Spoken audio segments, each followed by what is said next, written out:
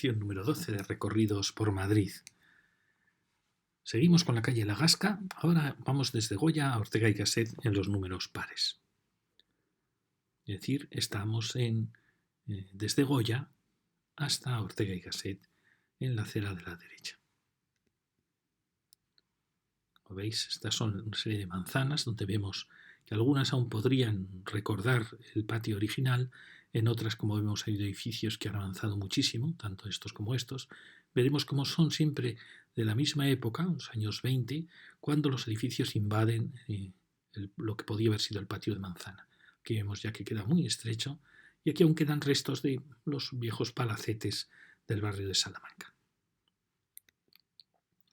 Si enfilamos desde la calle Goya, descubrimos a derecha e izquierda dos edificios, ambos con sus miradores y ambos representativos, en cierta manera, de lo que fue el ensanche madrileño. Descubrimos aquí la altura casi original del ensanche, baja más 3 más un ático. Y como vemos es un edificio clásico del ensanche, de estos preciosos edificios que van marcando el ritmo de sus balcones, como vemos aquí.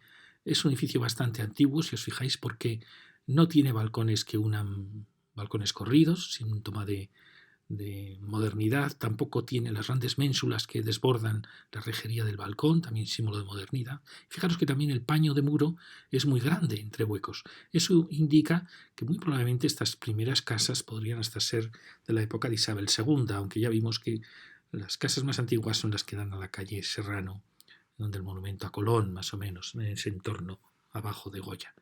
Pero como vemos, esta casa, por sus proporciones, podía ser incluso de Isabel II o ya de Alfonso XII. Pero como vemos, el mirador, en cambio, es un mirador mucho más moderno. Fijaros, es un mirador fascinante. ¿Veis qué elegancia tiene? Fijaros la barandilla que no toca, que en cierta manera queda como flotando, sin que todos sus barrotes toquen. Eso indica ya normalmente mucha cercanía a 1900, al modernismo, incluso a la Belle Époque. Estos grandes miradores tan impresionantes, tan preciosos, hablan ya de una época más moderna. Y quizá con estos miradores vaya esa enorme cornisa, aunque es quizá exagerada también para esta época, que rodea el edificio. Quizá la cornisa más grande que hemos encontrado en el barrio de Salamanca. Aquí buscábamos la puerta. Como vemos, hay una cornisa preciosa, hay un despiece en sillería, muy clásico del ensanche madrileño, tiene estas sillares imitando sillares de esquina, y la pena que, como vemos, es que han sido sustituidas sus contraventanas de lamas por unas contraventanas opacas y se ha bajado la altura del cabezal, con lo cual pierde mucho la proporción original de estos grandes pisos del ensanche. Y eso hace que sea una casa aparentemente un poco más callada, más pobre, simplemente porque le faltan la riqueza de las contraventanas. Aún así es una casa muy bonita, como veis. El zócalo está muy alterado, se nota. Aquí hay una cornisa de granito que da la impresión que es posterior. No sabemos cómo sería el zócalo original, también aquí no sabemos si son las piezas originales. Como veis, ha sido bastante transformado. Pero la casa en sus proporciones es una casa muy bonita, muy clásica, de este precioso barrio de Madrid, que es el barrio de Salamanca. Con el último piso mucho más austero, podría haber tenido un balcón a ras, y la misteriosa enorme cornisa que se come un poco, como veis, el resto del edificio. Y aquí tenemos las contraventanas, que supongo por seguridad las han hecho macizas, pero que hace perder mucha vibración al hueco. Al lado tenemos otra casa, también con el mismo esquema del barrio de Salamanca, esta preciosa composición de balcones que fijaros que no usan ménsulas, sino que ellos mismos vuelan con su rejería, en una distribución perfecta, sin ninguna concesión. No hay ninguna concesión ni insinuando torreones, ni insinuando espacios diferentes, sino que es perfecta, es una herencia del neoclasicismo español, excepto que en la planta primera aparece esta gran cornisa y va uniendo huecos de dos. Eso le da un carácter diferente a la casa y hace que esta planta baja, con mucha intención del arquitecto, hace que esta gran planta baja y primera formen como un gran zócalo que le da como prestigio a la casa. Frente a estas casitas del barrio de Salamanca, que ya actuaban con su planta primera idéntica ya casi a las demás, esta en cambio quiere tener un aire de gran palacio. Y lo logra con esta impresionante altura del zócalo y piso primero. Como veis, se ha transformado la carpintería, pero bueno, los paños únicos a veces quedan muy elegantes en estas casas, pero se ha transformado también el zócalo y se pierde la fuerza que tienen los sillares de granito macizos que llevan casi todo el grosor del muro. Pero como veis, es una casa curiosa, con este gran elemento que unifica toda esta cornisa que unifica los balcones del primer piso.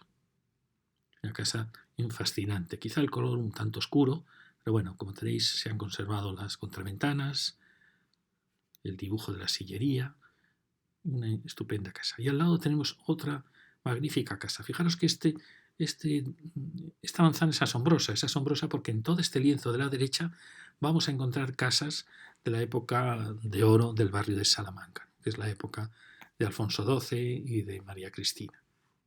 Fijaros qué casa tan preciosa aparece aquí, con un barandado mucho más moderno que este. Fijaros que este sigue teniendo el criterio de barrotes verticales heredado del barroco español. Fijaros que esta casa ha tenido aquí una actuación muy graciosa porque trató de recrear la arquitectura española castiza de Felipe II, casi de terraza, vamos, de pizarra en esto y la recuperación del ladrillo como si fuera un entramado de madera.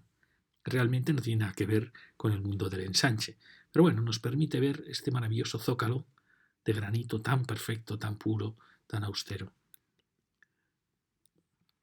Y fijaros que ha sido dejado visto el ladrillo cuando en estas casas nunca dejaban ver el ladrillo, a menos que fuera ya un ladrillo plantillado, preparado. Y a partir de aquí, fijaros qué portalón tan precioso, aparece ya la casa clásica del barrio de Salamanca. Fijaros qué barandilla más moderna, en el sentido de que ya los barrotes, el dibujo empieza a flotar en la barandilla, y esto nos va indicando que nos vamos acercando hacia fin de siglo. Fijaros que esta tiene todos los elementos, que es elemento de cornisa horizontal que va atándolo y también elemento vertical, con estos elementos de piel, que como veis van empezando a desbordar un poquito, el balcón va desbordando la rejería. Eso indica que vamos avanzando en el siglo XIX. Y como veis ha tenido un levante no muy afortunado, que rompe un poco las proporciones de la casa, que sin duda probablemente acababa aquí, probablemente. Es una casa de baja más 4 alturas, coincidiendo, como veis, con la cornisa de la otra casa. Es muy curioso esta idea de los levantes, conforme las ordenanzas fueron admitiendo nuevos pisos, pues hay levantes que están muy bien hechos y otros que son muy toscos. Otros transformaron toda la fachada para integrar el piso que se levantaba, los 2 pisos. Sería muy bonito una tesis sobre los levantes en la arquitectura de Madrid. Bueno, como veis por los tonos que tiene, es una casa muy bonita dentro de esta gama de tonos claros que está como dominando un poco el ensanche madrileño. Y aquí llegamos a otra casa fantástica. Por su alero parece una casita que podía estar en Cádiz, también por sus miradores. Como veis, ha conservado el portalón, aquí ha sido muy alterada la planta baja, pero ha conservado un precioso portalón. Yo siempre pienso que estas maderas son maderas de caoba. Pensar que en esta época tanto Cuba como Puerto Rico y Filipinas eran españoles, era una época, sí, eran los últimos restos del imperio, pero seguíamos siendo un imperio. Fijaros qué puerta tan preciosa. Sería también interesante hacer un estudio de las puertas de Madrid, de las casas de los ensanches madrileños. Fijaros qué rejería tan valiente, tan bonita, tan un poco como castiza, española, y a la vez toda esta decoración, más que cornisa, con un friso, y luego la valentía de morir en esa planta bajo desván con un pequeño alero de fábrica. Fijaros que la casa, aunque ha sustituido sus carpinterías, ha conservado las contraventanas y estos maravillosos miradores. Muchas veces hablo de que esta es la época romántica, porque aunque realmente ya empieza a no ser tan romántica, sí que es la época, en cierta manera, un poco posterior a la época de Becker, la época de Larra, de Espronceda. Ya empieza el mundo de galdosiano, un mundo realista de Madrid, pero sí que es el final del romanticismo. Y siempre para mí el romanticismo ha quedado representado por estos miradores, que aunque los vemos hoy vacíos, eran miradores donde se hacía la vida, donde había plantas, donde había cortinajes, donde había una mesita. Es decir, es una pena que los miradores madrileños están poco vividos. porque era un mundo de cristal, de casi un invernadero para las plantas. Era un tema precioso, porque hay quien dice que los miradores son para ciudades marítimas, pero Madrid tiene muchos miradores. No es como La Coruña, pero claro, es que normalmente en esas ciudades marítimas los miradores son de madera. Aquí en Madrid casi todos los miradores que estamos encontrando, hasta ahora todos, son de hierro y eso les permite una finura y una delicadeza preciosas. Además tiene la singularidad de que muchos de estos miradores se adaptan al balcón, como veis, aunque a veces el balcón es un poquito más grande, pero aparentemente se adaptan al balcón con este vuelo tan precioso de mirador de cristal transparente horizontal. Bueno, como veis, una casa preciosa con despiece en sillería también, fascinante. Y que tiene también la unión de dos balcones por tramos, insinuando unos ritmos distintos. Aquí, como vemos, ha habido una reforma en planta baja, pero una reforma probablemente de los 60, una reforma muy cuidadosa, con una piedra preciosa, recercando los huecos que se abrieron. Bueno, hay reformas de plantas bajas que enriquecen la casa, aunque alteren sus ritmos. Aquí tenemos el chaflán. Este tema de los canalones es un tema muy bonito. Hay una ordenanza que impide que el canalón aparezca en la acera y por eso a veces las casas los empotran y luego lo disimulan en planta baja. Como veis, toda esta actuación de la planta baja, pues bueno, al final mejoró, aunque alteró mucho los ritmos de la fachada, al final da unidad a toda la planta baja. Fijaros qué curioso que estas tienen las primeras persianillas, por eso parece una casa más del sur. Y aquí tenemos esta manzana en vista. Fijaros, la primera casa, fijaros qué honrada eran, honrada en el sentido de que casi no hay viviendas interiores, a la vez muy modernas, las viviendas pueden ser pasantes y reciben luz y aquí queda un árbol. Luego ya no, luego ya empiezan, como vemos, estas casas a avanzar, a tener probablemente ya o pisos muy grandes o viviendas interiores, que es uno de los problemas de Madrid, las viviendas interiores. Y aquí, como vemos, está adaptado a la esquina. Fijaros que en esta manzana ha habido un elemento que es este, que es más moderno, que es el que ha avanzado más, ha roto en cierta manera la continuidad de las líneas, pero aún vemos que aún podría recuperarse un cierto arbolado en el patio para alegrar las viviendas interiores que sin duda hay en esta manzana. Ahora llegamos a otra manzana donde aparece una casa muy singular. Fijaros, esta arquitectura tan austera está a medio camino ya entre la arquitectura de los años 20 y la arquitectura ya del racionalismo. Fijaros, es una casa aparentemente mucho más sencilla por la austeridad que tiene. Este mirador era una herencia desde la época de la Belle Époque, que había unos miradores impresionantes. Fueron poco a poco, ya en los años 20, haciéndose más austeros, y ya en el Art Deco se hacen miradores así, tan puramente geométricos, que influyeron muchísimo en el racionalismo y en el cubismo. Por esto es una casa en una situación intermedia. Fijaros que ya el balcón está desapareciendo, aparecen los huecos cuadrados, típicos ya de lo que va a ser luego el racionalismo. Aún quedan balcones con una rejería muy simplificada. Y fijaros en la puerta, estas puertas revestidas tan solo de mármol, que es el único gesto que tienen normalmente estas casas de estos años, que esta casa podía ser de los años 30, aunque también puede ser posterior, pero aparentemente este mirador se dejó ya de hacer después de la guerra. Entonces es un mirador que todo este diseño podría ser después de la guerra, empieza en los años 30. Fijaros que hay recuerdos de la Belle Époque en el sentido de las dos grandes cornisas, pero ya la aparición de huecos cuadrados habla ya de un orden nuevo. Fijaros también el torreón, que la Belle Époque los coloca siempre en las esquinas. Aquí no, aquí el torreón aparece en el centro, marcando un eje de disciplina, de austeridad y de fuerza. Es un momento de transición. Después de la Primera Guerra Mundial, la Belle Époque va a desaparecer y viene un mundo que está buscando un orden nuevo, una austeridad, a la vez la mezcla de clases sociales, no diferenciando tanto los pisos por las clases sociales. Es el anuncio de una revolución que en cierta manera va a conducir, por un lado, al racionalismo, por otro lado va a conducir a lo que se llama nuevo clasicismo, que lo adoptarán, en cierta manera, países totalitarios, que va a ser la búsqueda de un orden nuevo. Al lado tenemos una casita que realmente, por el tipo de ladrillo, podríamos decir que ya es una casa posterior, ¿no? Ya que podría ser una casa incluso de los 80, pero es curioso que este tipo de diseño, nace en los años 30. Fijaros que es una casa que aprovecha al máximo la fachada, lo cual está muy bien, con estos miradores que, como vemos, son herencia de esos miradores de los años 30, Quizá el tratamiento del ladrillo y el gran hueco pues nos indica que es una casa posterior. Pero es curiosa porque hereda modelos, si ella acaso no está revestida, si no es una casa que a veces pasa, son revestidas en ladrillo posteriormente, es una casa heredera de modelos de los años 30 que dieron paso al racionalismo. Como veis, este ladrillo es nuevo y sigue jugando a soga y tizón, lo cual es muy bonito.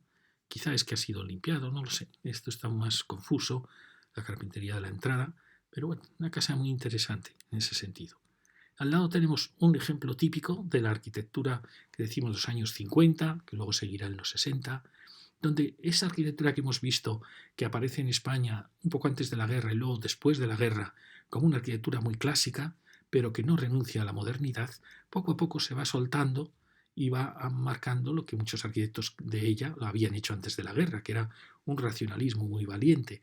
Ahora va a ser un racionalismo muy matizado. Matizado, ¿por qué? Porque va a aparecer con la utilización del ladrillo, un elemento tan español, con juegos muy bonitos. Fijaros, aquí el ladrillo está con el mortero rehundido, forma sogas y tizones. Tizones cuando el ladrillo va a lo profundo. Eso produce una vibración preciosa en el muro de ladrillo. Comparad los dos muros y daos cuenta cómo este es un muro que habla, un muro con una expresividad enorme. Luego fijaros que aparece la ventana ya claramente del mundo moderno, del racionalismo, una ventana amplísima, sin ningún temor. Es decir, ya se ha olvidado la componente vertical. Aquí aparece en el zócalo este elemento que hemos dicho, de la piedra puesta en geometrías dispares, que recuerda a muchos cuadros de los años 60. Fijaros qué casa tan avanzada es. Estas casas que hemos visto antes en el barrio Salamanca, también algunas que ya empezaban con sus vuelos en ladrillo y sus terrazas, fijaros esta, qué interesante. Se trata de adaptar a la línea de las fachadas y con estas grandes curvas, al final crea una casa con un movimiento, una curvatura preciosa. Casi es una casa, podríamos decir, organicista, ¿no? Pero toda ella tiene mucho del clasicismo, fijaros la composición simétrica, el esquema de basamento, cuerpo y coronación, y muchísimo ya también del movimiento moderno, del racionalismo, con sus grandes terrazas. Pero muy transformado, ya no son los enfoscados lisos del racionalismo, ha cogido la riqueza del ladrillo, tiene el contraste del ladrillo rojo y el mármol blanco, contraste muy mediterráneo, muy del mundo de Chirico, de la arquitectura se llamó metafísica, en relación con el Mediterráneo, con el mundo oníricos, también en parte con los imperios del Mediterráneo, con el mundo de Mussolini, y luego en España con el mundo de la posguerra. Fijaros la puerta, cómo expresa muy bien, casi la puerta es un resumen de lo que es la casa, con estas curvaturas de entrada y con esta rejería que casi nos enseña la planta de la casa. Es un arquitecto y fijaros la suavidad de este yeso que es pues, un precioso ejemplo de puerta. Ha sido alterada esta planta baja, por desgracia, por ese comercio. No sabemos si seguiría la piedra o el yeso en esa parte alta. Y como veis, la casa es fascinante. No sabemos cómo será por dentro, porque aparentemente parece una sola vivienda, lo cual es extraño. Pensábamos que podría haber estado partido en dos. Pero fijaros qué casa más atrevida, más bonita. Es verdad que esta arquitectura en el ensanche del barrio de Salamanca choca mucho, choca por su escala, choca porque estas terrazas hablan más de un paisaje, de abiertas a un paisaje amplio, más que a una calle estrecha, como puede ser la Gasca. Ese contraste siempre va a estar en esta arquitectura. Es una arquitectura que nace ya para otro urbanismo. No es una arquitectura para un urbanismo del ensanche burgués, es una arquitectura ya para el movimiento moderno, para bloques aislados, para paisajes abiertos. Al lado tenemos otra casa que, fijaros, tiene el mismo juego, un gran portal. Se puso de moda en esos años estos portales semiclásicos, es una pena porque realmente es una arquitectura más moderna.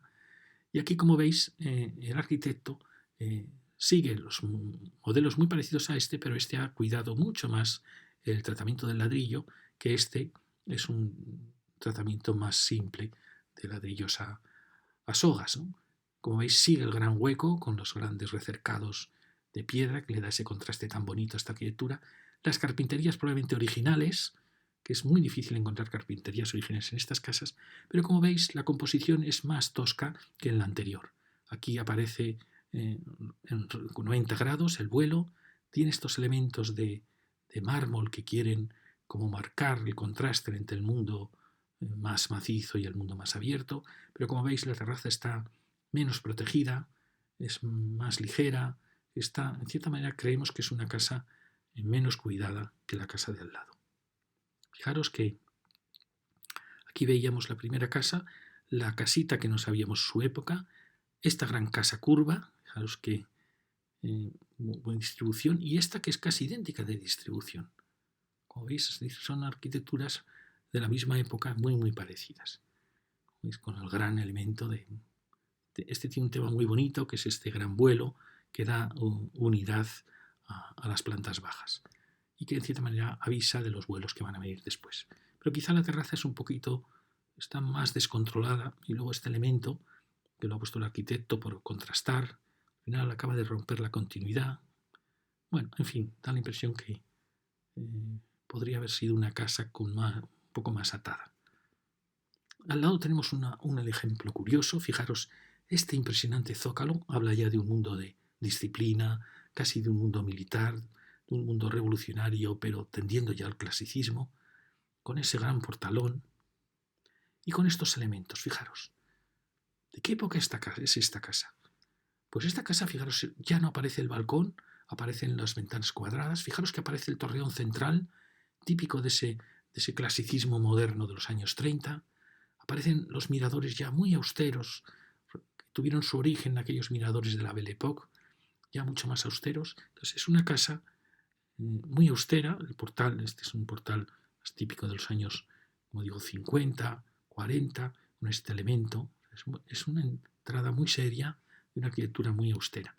Perfectamente puede ser de los años 30 o inmediatamente después de la guerra.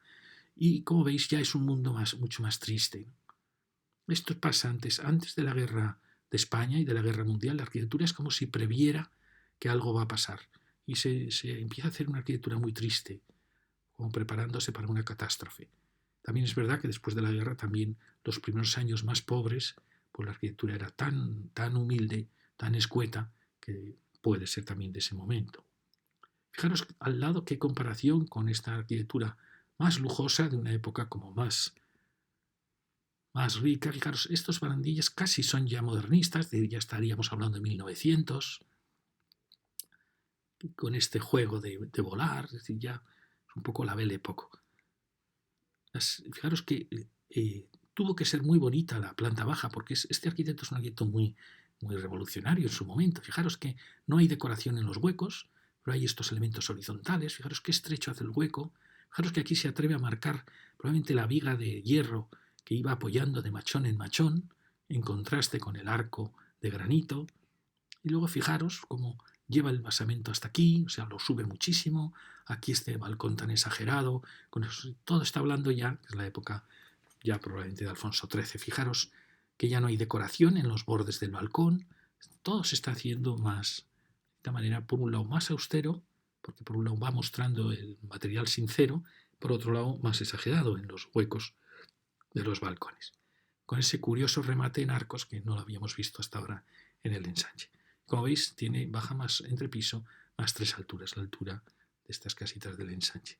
Aquí tenemos otra también, una época un poco también de transición, porque fijaros que aparecen esos machones en el balcón y la barandilla también es una barandilla mucho más moderna, mucho más ligera, casi modernista. Esta mezcla de elemento ligero, de machón, es muy típico ya de 1900, 1910, tiene mucho que ver en parte con arquitecturas de Viena y es una época de transición, ya no está claro el elemento ligero, el elemento macizo, ya no está claro el orden que debe llevar la arquitectura. Fijaros que la puerta es muy bonita, es una gran puerta clásica, pero aquí empieza una gran confusión. ¿Veis? Son balcones corridos, lo cual no es que sea mala señal, pero en general la arquitectura está perdiendo fuerza. La decoración ya no creen en la decoración de los huecos de los balcones. Fijaros que aquí se ha querido marcar como 2 torreones, pero ya estas ménsulas son unas ménsulas exageradísimas, propias ya de la Belle Époque, y sobre todo estos elementos de mezclar machón y rejería, que es una mezcla extraña, acostumbrados a los preciosos balcones del ensanche. Y aquí tenemos un edificio que ha querido dialogar un poco con el barrio de Salamanca, y se lo agradecemos, pero que a la vez es excesivamente rotundo, ¿no? Por un lado tiene esta cornisa, que en cierta manera sigue la cornisa del barrio, luego tiene el ático con una enorme cornisa final, pero como veis ha querido crear como dos torreones y un espacio más vacío, entonces no ayuda mucho la carpintería a paño. Fijaos, la entrada, pues una entrada interesante, generosa, pero bueno, hay una indecisión en el basamento, roto por este elemento. Esto no sabemos si son balcones o pienso si son habitaciones del hotel, ¿por qué unas son tan tristes y otras tienen tanto vidrio? No sé, es una composición extraña, porque es una composición casi de palacio italiano en el barrio de Salamanca, donde siempre se seguían unos ritmos continuos y donde siempre el balcón con esa rejería era un elemento que dialogaba. Esta es una fachada muy plana, podía ser un palacio de Italia. Aquí lo vemos, vemos las casas que hemos visto y el Gran Hotel, y una última casita aquí, que ya lo vimos hablando de la calle Ayala, que tiene interés porque el arquitecto ha logrado jugar mucho con el ladrillo, en las aristas, en el encuentro, pero que claro, es una época también en que no tiene ya la soltura y la delicadeza de las casas del ensanche. Como vemos, es una calle en este tramo que ha sido muy alterada por esas casas de los años 50-60, por el Gran Hotel, por esta casa de la esquina. De esta manera es una manzana un tanto fallida, podríamos decir. Y aquí aparece una manzana muy diferente. Para nada ya se va a parecer a las manzanas de la burguesía del ensanche, sino que es una manzana casi completamente ella racionalista. Fijaros, estas son las casas de los años 30, donde ya el racionalismo aparece en Madrid. Fijaros que tiene muchos elementos del Art Déco en los balcones, en la rejería, aún aparecen balcones, cosa que el racionalismo ya no utilizará. Aún aparece un zócalo de ladrillo rojo, heredero en parte del Art Déco, que usaba mucho Zuazo, este tipo de aparejo lo usaba mucho Segundino Zuazo en la Casa de las Flores, pero fijaros que ya aparecen todos los elementos del racionalismo, el juego de cubos, la ventana de esquina, ventana muy bonita de esquina, y eso que las carpinterías pues han sido variadas y no dan la ligereza que podrían dar. Pero veis, es una composición ya casi cubista, muy plástica, muy expresiva, de lo que se llamó el racionalismo, que no tenía nada de racionalista, porque realmente era un movimiento que pretendía ser muy austero, expresar la verdad de la construcción, la verdad del hormigón, pero que en el fondo estaba basado en criterios estéticos, criterios cubistas, por eso hacía las terrazas planas, aunque lloviese y lo hacía en el norte de Europa, le daba igual. Es una macla de cubos que están formando un elemento emocionante, ¿no? Como veis, muchas de estas cosas han sido heredadas. Recordáis que ya la Belle Époque empezó con los grandes torreones marcando las fachadas, pero aquí ya se han simplificado y es un elemento precioso. Fijaros, el elemento horizontal que recoge toda la construcción en contraste con el zócalo. El zócalo aquí ha sido muy alterado, pero bueno, es una casa muy muy bonita. Los cilindros puros. Es verdad que el racionalismo ha sido muy idealizado porque es un movimiento que al final podemos decir que triunfó, pero sus primeros años es una arquitectura más débil, el hecho de ser enfoscada pues hace que parezca más pobre, la gente lo asociaba a casas baratas, les llamaban arquitectura de garaje, y siendo sinceros es verdad que los interiores de estas casas no podían compararse a los interiores de las grandes casas de los años 20 o de las casas Art Déco. Es decir, son interiores pobres que han heredado, de cierta manera, elementos en una luz muy triste de la época esa de transición de los años 20 hacia los 30. Pero es verdad que cuando encontramos una casa racionalista hay tan pocas que realmente se tratan como un verdadero tesoro. Como veis, la rejería es Art Déco. Hay mucha confusión entre el racionalismo y el Art Déco porque los arquitectos racionalistas quisieron olvidar el Art Déco, que había sido un poco en parte su origen. Entonces no hablan nunca de los edificios Art Déco, Le Corbusier jamás los cita. Hay una especie de odio de clase de unos arquitectos jóvenes, revolucionarios, y unos arquitectos ya casi aristócratas, que eran los que hacían Art Déco. Por eso el Art Déco quedó borrado de la historia de la arquitectura, porque realmente estos arquitectos triunfaron sobre todo en la bibliografía, en las revistas de arquitectura, y hicieron que desaparecieran dos estilos que eran importantísimos en Europa, como era el Art Déco, del cual nadie ya habló más, y también ese clasicismo moderno que un poco hizo las ciudades de Europa en los años 30, que es un estilo apasionante y que yo en estas charlas quiero recuperar, porque estos arquitectos lo atacaron muchísimo. Le Corbusier, como perdió el concurso del Palacio de las Naciones de Ginebra, que se realizaba en esa mezcla de Art Deco y clasicismo moderno, pues no los podía ni ver. El caso es que al final todos sus seguidores suprimieron ese estilo como si no hubiera existido. Y realmente veremos que influyó muchísimo en las ciudades. Bueno, aquí tenemos, que veis qué bonito conjunto, pero no deja de parecer siempre una arquitectura pobre comparada con la delicadeza de la arquitectura de la burguesía del ensanche.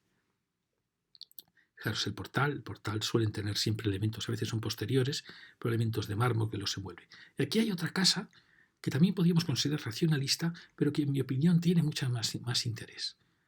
Precisamente, probablemente esta no aparezca en las guías porque no es considerada racionalista, pero es el mismo momento.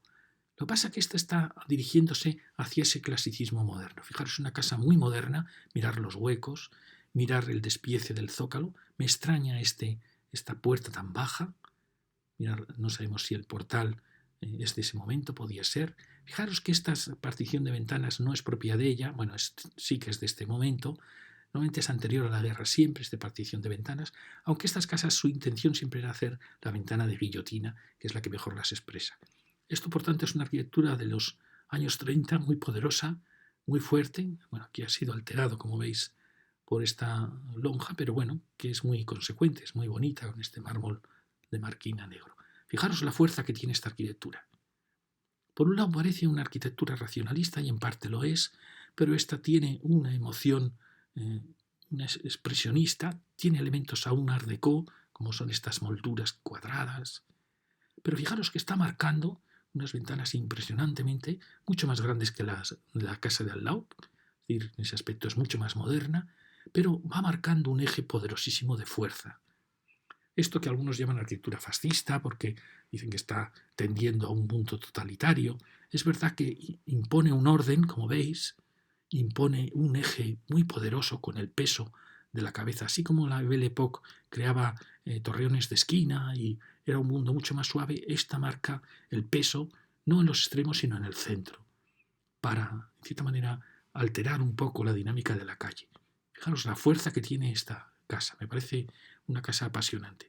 Y esta es la arquitectura que se llama del clasicismo moderno, aunque aquí estaría mezclado los tres, estaría mezclado el Art Deco, estaría mezclado el racionalismo y estaría mezclado ese clasicismo incipiente.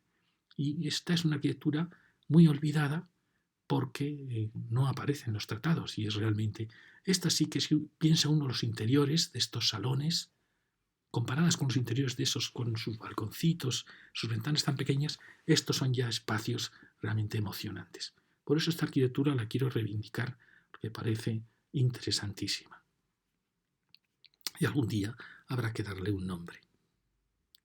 Al lado tenemos, bueno, aquí lo tenemos, fijaros qué honrada fue esa arquitectura, la que estamos hablando, que no ocupó toda su parcela, sino que al final las viviendas pueden realmente ser pasantes. Es muy moderna este edificio, mucho más que este que aparentemente es racionalista, pero que realmente sigue patrones antiguos. Y al lado vamos a tener unas casas que vamos a ver que avanzan mucho y que, aunque parecen más modernas, realmente esta es la más moderna de todas, o por lo menos la más honrada de no ocupar todo el patio de manzanas. Si todas se hubieran quedado aquí, en esta línea, pues habría podido recuperar un buen patio de manzana. Fijaros, ahora viene esta que hemos visto que avanza muchísimo, que está en una situación intermedia. ¿Veis? Esta barandilla podría ser ya Art Deco, pero tiene elementos de la arquitectura de los años 20, pero ya muy se está difuminando. Todo esto que nació en la Belle Époque ya, como veis, ya es muy austero, se está haciendo cada vez más sencillo. Aún tenemos una rejería muy rica, pero ya el remate con sus torreones, es decir, como veis, es una casa de transición. Se está acercando ya en parte al racionalismo. Tiene mucho que ver con el mundo de Viena, la secesión, en que se va poco a poco suprimiendo la decoración y se va, sin querer, se va acercando hacia el mundo racionalista. Y esta casa también es muy, muy interesante. Hemos visto que ha avanzado también mucho dentro de la manzana, pero fijaros que tiene elementos muy, muy bonitos. Tiene por un lado ese torreón central, típico de este movimiento que tiende hacia esa monumentalidad, y tiene ya terrazas, de las primeras terrazas madrileñas. Fijaros qué valentía de esta casa que ha sacado las terrazas. Fijaros que aún tiene elementos muy clásicos, como es natural en ella, puesto que podría haberse dirigido hacia el clasicismo moderno, está a medio camino. Fijaros la puerta tan bonita, casi es una puerta art déco, las grandes molduras casi clásicas y ya la aparición del ladrillo, como pasaba en la casa racionalista, pero aquí entremezclada el ladrillo con este gran torreón. Fijaros que aquí hay terrazas y aquí en cambio parece un hueco más pequeño, pero con esa barandilla que aún está indefinida, casi es ya una barandilla art déco, casi es una barandilla antigua, con esa cornisa final. Una casa, como veis, muy, muy, muy interesante. Como veis, es una casa que ya podríamos llamar racionalista, pero con estos elementos clásicos que le conducirían al clasicismo moderno, ¿no? Alguien diría, es una casa fascista, ¿no? Porque el fascismo en Italia, con Mussolini, tuvo grandes arquitectos y eran arquitectos que eran todos ellos procedían del racionalismo, pero querían darle al racionalismo, que en parte había nacido en el mundo germánico, que era más frío, quieren darle una monumentalidad mediterránea, una monumentalidad clásica. Por eso se crea un estilo muy interesante, un racionalismo italiano de la época de Mussolini, que en algunos arquitectos conduce hacia un cierto clasicismo, como pasó también en España, que es una arquitectura apasionante, porque fijaros que es muy moderna, con estas grandes terrazas, y a la vez tiene evocaciones antiguas con esta gran cornisa que envuelve todo. Eso le da ese misterio que tiene esta arquitectura, que no es una arquitectura canónica, que podamos clasificarla fácilmente. Fijaros que al lado tenemos otra casa muy parecida en el gesto, con sus terrazas. Vamos aquí, esta era la casa un poco de transición y esta era la ya de las terrazas. Fijaros esta qué parecida ya las casas de las terrazas ligadas. Fijaros, estas dos casas son casi idénticas, podríamos decir que ya son racionalistas, con estas terrazas ligadas al elemento que vuela. Aún tiene elementos de antiguos, con este zócalo, mirad las barandillas ya se van simplificando, la gran puerta aún clásica de entrada, fijaros qué puerta tan bonita, qué simplificada está y a la vez qué pura y qué clásica. ¿No veis la barandilla? También es verdad que es una época un poco más pobre, de la arquitectura ya no hay decoradores, ya no hay artesanos, ya no hay dinero para tantos lujos que tuvieron la arquitectura Belle Époque.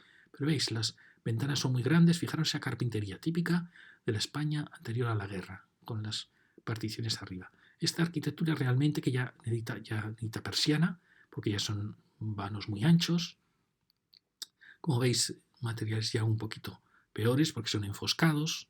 Y este gesto de las terrazas que nacen como en un transatlántico, que realmente son terrazas, un poco lo que le pasó al racionalismo, que era un movimiento estético. Estas terrazas no tienen uso, no tienen profundidad suficiente, no están protegidas, es decir, no cumplen ni la misión del balcón, que es un poco abrir el hueco y dialogar con la calle, ni la misión de una terraza de verdad, como podría ser más esta o la que veremos en los años 60. Es decir, aquí se ve que el racionalismo fue un puro movimiento en parte estético. Sí que es verdad que está insinuando la horizontalidad del hormigón, de un mundo nuevo que venía horizontal, que podía volar, sin duda, pero, como vemos, está muy sometido a criterios estéticos. Y aquí tenemos otra casa idéntica. Fijaros que aquí también tiene el torreón central y el juego del elemento que vuela, con ese precioso portalón. Ya veis qué precioso portalón, maravilloso. Y como veis, aquí la barandilla es mucho más antigua, curiosamente, cuando son casas casi probablemente del mismo arquitecto. Que estas casas serían anteriores, probablemente anteriores a la guerra. A veces sucede que hay proyectos que son anteriores a la guerra que se hicieron después, pero estamos en esos años. Y aquí aparece una ya más pura, racionalista, con elemento en vuelo, fijaros las grandes terrazas. Mirad el portalón también aún sigue siendo muy clásico. Y estas ventanas tan valientes, fijaros que va teniendo unas ventanas larguísimas, siempre por supuesto con persianas. Es una pena que se hayan sustituido las persianas de madera, que eran las que daban más sentido a estas casas. Fijaros la puerta tan bonita, con esta composición ya, si os fijáis, muy clásica, muy... Es el racionalismo está indeciso entre ir hacia ese movimiento clásico, le pasó también a Picasso, le pasó a muchos pintores, que hubo una añoranza de clasicismo, después de las locuras de los años 20, una añoranza de clasicismo y le pasó a la arquitectura, pasó también en política. cómo aparecen movimientos que son realmente movimientos socialistas, como el fascismo, como el nazismo, que son movimientos del pueblo, y que tienden hacia un mundo de orden, como pasó con el nazismo y con el fascismo y con otros movimientos por toda Europa, en Inglaterra, en Francia, en Rumanía, en Grecia, en todos los países hubo esa decantación hacia movimientos de orden de derechas y hacia movimientos comunistas de izquierdas. Y en origen habían partido casi de la misma arquitectura. Y aquí tenemos todos los elementos clásicos del racionalismo, las terrazas, que como digo son elementos muy plásticos, muy bonitos, pero realmente de muy poca utilidad. Pero como veis ya enfoscados, grandes ventanales, que aún tienen que partirlo en vertical, cuando lo suyo probablemente sería ya ventanas de guillotina. Y hay ese curioso elemento de esquina, fijaros, la planta baja es un poquito más pobre, parece que no quieren usar ya elementos clásicos, pero aún su composición es clásica, entonces habría necesitado aquí una pieza probablemente de un mármol austero, negro, que les solía gustar para definir mejor este zócalo. Y como veis, pues este remate tan singular, tan típico del racionalismo, con ese elemento macizo, que puede que fuera un elemento original, ¿no? Hay quien dice que es un elemento añadido, pero estos jugaban muchas veces a estas cabezas de guerrero. En esta arquitectura de los años 30 aparece lo que yo llamo cabezas de guerrero, donde son proas que miran muy hostiles a la ciudad, que parece como si insinuasen que viene un mundo de enfrentamiento entre imperios, entre ideologías. Pero mirar que realmente es todo, realmente, toda la fachada es vidrio ya. Y ha llegado un mundo nuevo, horizontal. Parece que no, pero poco a poco se está transformando la arquitectura. Aquí la teníamos desde esta... Fijaros que todo este tramo de la casa es una casa racionalista, casi desde la esquina, esta casa misteriosa, esta era un poco más antigua, y las casas racionalistas que culminan en esta. Es muy, muy interesante toda esta franja de la calle de la Gasca. Enfrente nos llevamos una sorpresa, porque encontramos una serie de edificios que son del más puro estilo de la burguesía del ensanche, de una enorme riqueza, de una enorme... contrasta cómo pueden estarse mirando uno enfrente del otro, ¿no? Realmente no ha pasado tanto tiempo. Esta puede ser los años 30 y esta puede ser hasta casi podríamos llegar desde 1870 hasta 1900. Es decir, ha pasado una generación, pero el cambio poco a poco ha sido radical. Fijaros qué casa tan bonita, qué zócalo magnífico, qué riqueza en el basamento, qué miradores. Fijaros que ya son miradores casi modernistas, lo cual ya son casas que están muy cercanas ya a Alfonso XIII ya. Y mirar que aquí ya se están uniendo balcones en la planta última, es decir, marcando ya esa cornisa que marcan, procedente un poco del mundo francés, de marcar con una gran balconada horizontal abajo y superior arriba el límite de lo que es el cuerpo. Pero fijaros qué casa tan bonita, con todos los elementos del ensanche madrileño precioso. Fijaros qué miradores tan delicados. Fijaros aquí ya se nota algo, lo que os digo de cuando la pieza del balcón, la pieza pétrea del balcón, empieza a volar demasiado y deja atrás la rejería. Eso siempre ya indica que nos acercamos a fin de siglo. Nos acercamos ya a María Cristina, Alfonso XIII. Que es curioso, no sé el motivo en que estas piezas de piedra, cuyo origen era sujetar el balcón, empiezan a echar atrás a la rejería. Fijaros que también poco a poco desaparecerá la decoración lateral de los huecos, aquí aún no, aquí aún tenemos unos huecos preciosos, pero fijaros que aquí ha desaparecido ya las líneas horizontales que marcaban las casas. ¿Por qué? Porque esta arquitectura ya no necesita esos elementos. Fijaros que la casa del ensanche, por así decir, de Alfonso XII, lo que hacía era, iba marcando los pisos y no le importaba que los pisos fueran reduciéndose de tamaño y al final el último piso era un piso pequeñito. En cambio, en este momento, en esta época, es al revés. No necesitan ya estas cornisas porque lo que va a hacer que la casa esté atada es la última cornisa, con el último balcón. Y a la vez la primera cornisa, suele ser un balcón corrido. Es decir, que ha cambiado el ritmo de las fachadas. Ya no es un ritmo en que va disminuyendo hacia el cielo, sino que ahora es un ritmo contenido entre una planta baja y una coronación importante. Fijaros qué pequeño y sutil cambio, pero que va a hacer poco a poco que vaya desapareciendo esas líneas horizontales. Luego pasará ya con la Belle Époque, que con crear unos grandes miradores, normalmente macizos, en los extremos, como si fueran dos torreones, ya no son necesarias las pilastras horizontales y los balcones van quedando sin decoración lateral. ¿Por qué? Porque ya la casa está atada por esos grandes miradores, con lo cual el balcón empieza a quedarse desnudo y empieza a perder fuerza el balcón. Aquí tenemos otra casa, fijaros, bueno, las barandillas de Madrid son apasionantes, son todas diferentes. Tenemos otra que imita, ¿veis? No sabemos si sería el mismo arquitecto, donde se ha atrevido a elevar, tiene una planta baja, comercial, cosa que este no tenía, y eleva más el zócalo, y aquí sí que tiene ya la unión de todos los balcones. Fijaros que es muy valiente, este es un hombre ya que no le importa hacer asimétrica la entrada. Aquí alguien ha añadido este frente de granito, podría, no sé cómo sería el original, probablemente habría un zócalo o habría un estriado, como aquí, un almohadillado. Y fijaros que ya es una casa donde ya el balcón va uniendo los huecos, ya casi empieza a ser todo hueco, un gran balcón. Es una casa muy sencilla, pero también muy, muy bonita. Como veis, no aparecen elementos de cornisa horizontal, excepto ya en el último piso. Una casa estrechita, pero que ha logrado una gran presencia. Estos son la parte de atrás de un palacio chalet que da a la calle Velázquez. Y acabamos ya con este otro edificio, que ahora os enfadaréis conmigo, porque habéis visto que valoramos muchísimo las casas del ensanche, pero cuando aparece una casa que realmente nos emociona, aunque no tenga nada que ver, pues lo tenemos que decir. Lo que sí esperamos es que acabéis queriendo, como nosotros, saber valorar o apreciar arquitecturas que primero no os dicen nada, pero que si las contempláis con más cariño, pues os acaban hablando. Fijaros, esta casa cualquiera diría que es una salvajada, que es una burrada, no tiene balcones, no tiene ningún elemento decorativo. Sin embargo, a mí me parece una casa fascinante. Fijaros que por un lado ya habla de otra escala de ciudad, porque esta es una casa que nace dando a Ortega y Gasset, que ya es otra escala de ciudad. Pero fijaros el interés que tiene. Mirar la riqueza de su planta baja tan bonita, tan oscura, con estos vuelos tan apasionantes que va teniendo, adaptándose a un poco a la subida de la calle. Y luego fijaros, aparece un juego de volúmenes, es como si fuera una pieza de mármol tallado. Me parece una casa fascinante. Ahora os enfadaréis, pero mirar.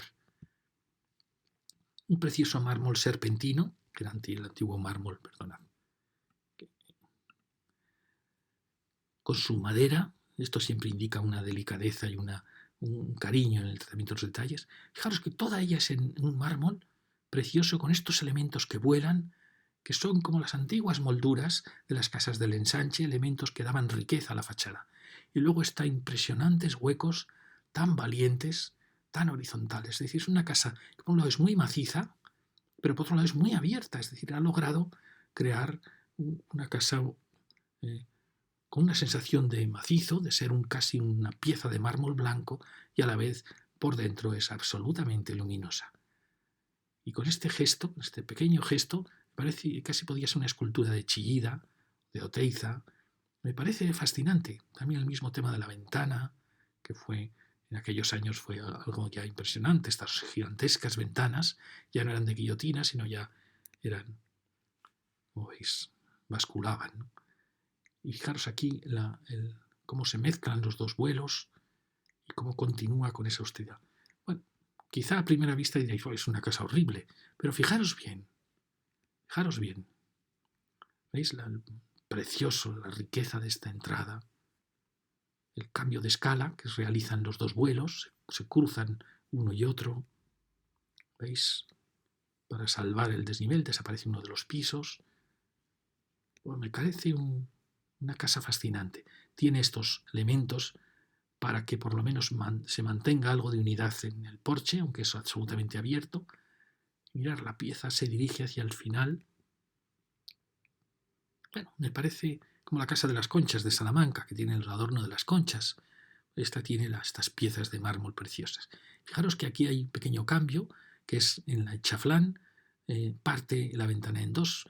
Me parece extraño, porque siempre ha usado ventanas de gran dimensión, y aquí, que es el punto más rico, pues podía haber hecho el esfuerzo quizá de haber hecho una única ventana. Extraña que aquí en el chaflán realice precisamente el elemento más doméstico, que es partir la ventana en dos. Me parece que esto podría haber sido un hueco único o haber tratado con más riqueza este punto, que era el punto singular de esta gran fachada. Otros arquitectos lo que hacen es, yo conocí un gran arquitecto pamplonés, zaragozano, Javier La Huerta, que en estos casos macizaba el chaflán y colocaba una pieza maciza que era una manera de responder al chaflán con fuerza. Fijaros, me parece una pieza fascinante. Fascinante. Sí que alguien puede decir, bueno, podía estar en Helsinki, en Estocolmo, en un país nórdico, porque parece que es un edificio que mira en un ambiente marino, que mira al mar, con sus ventanas a paño. Sí, pero bueno, me parece, de verdad, me parece una pieza que cuando paséis no la despreciéis. Fijaros bien en ella. Fijaros que no sé qué arquitecto la hizo, pero me parece emocionante. Muy austera, muy seria, un tanto triste en su mirada. Probablemente ya es una época más desesperanzada. Estaremos hablando de los 70, 80, 70. Y aquí tenemos lo que hemos visto. Estas dos casas tan preciosas que formaban parte de un grupo de casas maravillosas del ensanche. Y luego la gran pieza de mármol blanco, como este cubo de hielo que hace el final. Este era el jardín de este palacete que da Velázquez. Y muchas gracias.